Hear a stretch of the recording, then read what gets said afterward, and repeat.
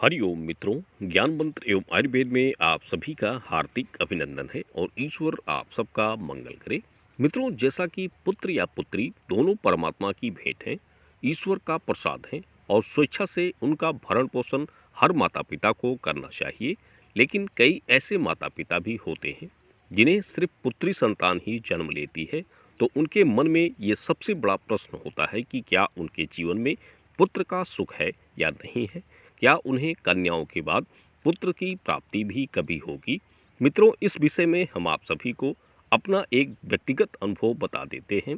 जैसे कि कई ऐसे लोग हैं जिनको 2 3 4 पुत्रियों के बाद भी एक पुत्र का सुख मिला है, क्योंकि अगर आपके भाग में जिन संतानों का जन्म संयोग लिखा होगा तो इसकी प्राप्ति आपको जरूर होगी। इसमें समय चाहे अधिक लग जाए, और जैसा कि कई ऐसे लोग होते हैं कि विवाह के बाद एक संतान की प्राप्ति के बाद लंबे समय तक दूसरी संतान का संयोग नहीं बनता, या फिर दूसरी संतान का सुख उन्हें प्राप्त भी नहीं होता।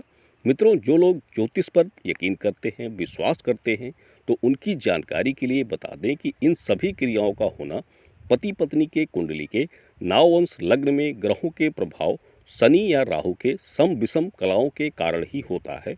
और पुत्र या पुत्री संयोग की एक सबसे बड़ी जानकारी दोनों के हस्त रेखाओं में शुक्र और मंगल के स्थान से भी होती है, क्योंकि हर इंसान के जीवन में उसके विवाह से लेकर अंतिम समय तक होने वाली सभी घटनाओं का लेख हस्त रेखाओं से ही होता है। मित्रों, आज के इस वीडियो की जानकारी विशेषकर ऐसे माता पिता के लिए है जिन्हें सिर्फ कन्या संतान ही जन्म ले रही है और वो अब पुत्र संतान की इच्छा से गर्भ धारण करना चाहते हैं या पुत्र संतान का सुख प्राप्त करना चाहते हैं। तो इसके लिए 5 प्रमुख बातों को हम बता रहे हैं, और अगर आप इन बातों का अच्छे से ध्यान रखें तो 101% है कि आपको पुत्र संतान का सुख जरूर प्राप्त होगा।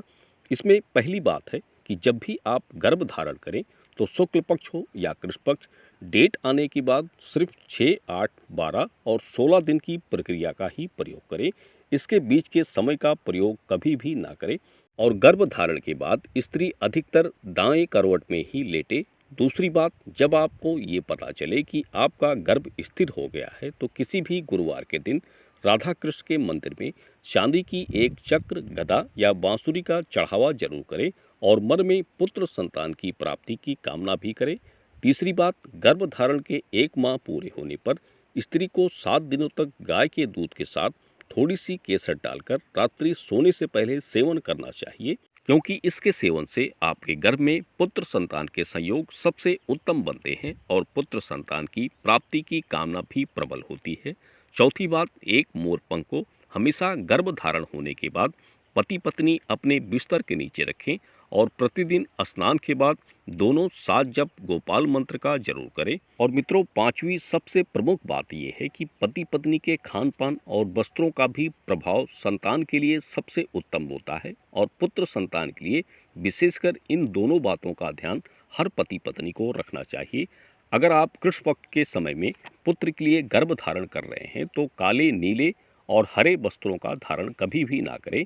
इनमें लाल, पीले या सफ़ेद वस्त्र शुभ माने जाते हैं। और गर्भ धारण से पहले या उसके बाद भी मांसाहारी, चटपटी, मसालेदार भोजन का सेवन नहीं करना चाहिए। तो मित्रों, जो पति पत्नी इन सभी बातों का ध्यान रखते हैं तो 100% इसका लाभ उन्हें मिलता है और पुत्र संतान की कामना उनकी पूरी होती है। और जिनके गर्भ अकारण खराब हो जाते हैं तो इस समस्या से भी उन्हें मुक्ति मिलती है। धन्यवाद मित्रों।